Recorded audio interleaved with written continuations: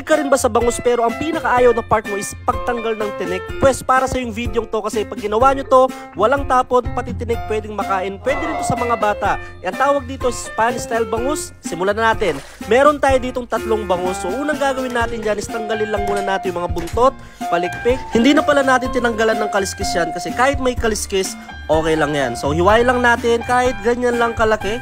At pagkatapos natin hiwain yan, ibabad natin sa tubig na may asin. Ibabad natin yan at least 30 minutes para lang pumasok yung lasa. At habang hinihintay natin yan, hiwain lang muna natin yung mga carrots.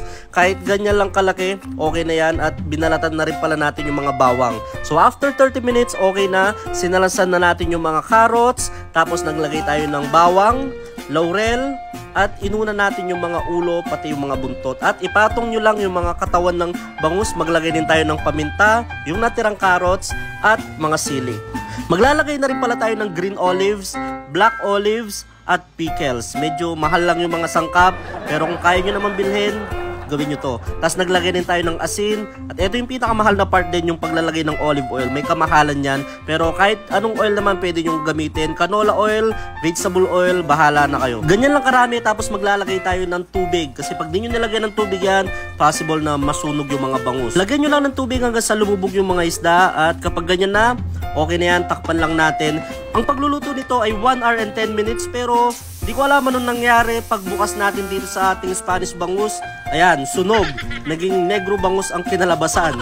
Ang mali natin dito is gumamit tayo ng high pressure. So hindi ko natansya kaya inulit na lang natin. So medyo napaggastos tayo dyan.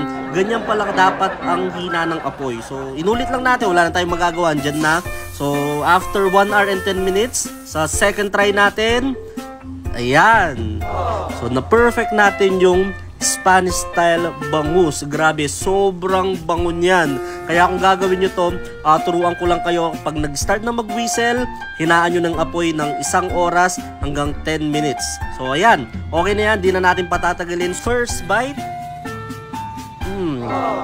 grabe, ang sarap. Lalo na yung bandang tiyan, sobrang linamnam at mapapakanin ka talaga.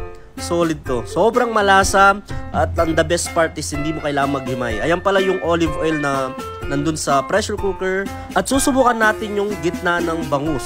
Ayan. Kahit sobrang laki ng buto, talagang sobrang lambot, pwede talaga siyang makain. Grabe. Ako na nagsasabi, pag ginawa nyo to, pwedeng kumain kahit buong pamilya nyo, kahit bata, pwede. Kahit hindi nyo nabantayan, talagang wala kang iisipin kasi sobrang lambot ng tinik. Solid na episode to. Ang lasa lang naman niya is para lang siyang Spanish style sardines. Ganun na ganun yung lasa niya. Kasi na pressure cooker siya. At dyan talaga ako nag-enjoy. Dun sa tiyan ng bangus.